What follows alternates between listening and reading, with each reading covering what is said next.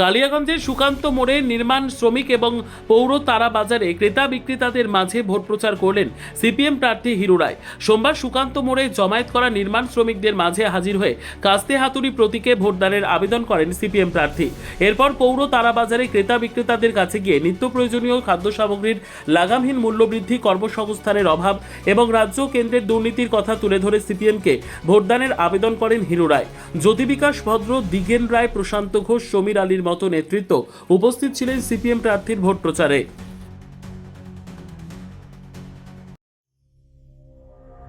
সংবাদটি নিবেদন করছেন স্বস্তিলোক উৎসব ভবন, গঙ্গারামপুর, দক্ষিণ দিনাজপুর।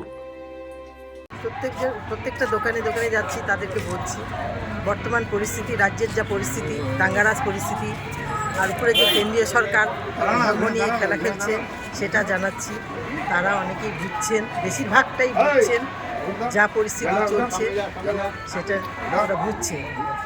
এই যে এখন তো দেখা যাচ্ছে তৃণমূল বা বিজেপি হেভি ওয়েটের আসা শুরু করছে, সেখানে দাঁড়িয়ে কতটা আপনি ভোট প্রচার সক্ষম হবে মনে করছেন?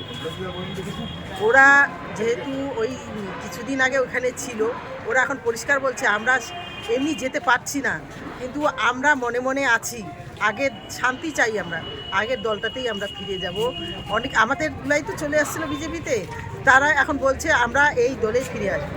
আমি এই 10 ব্যুরো রিপোর্ট, উত্তর বাংলা সংবাদ।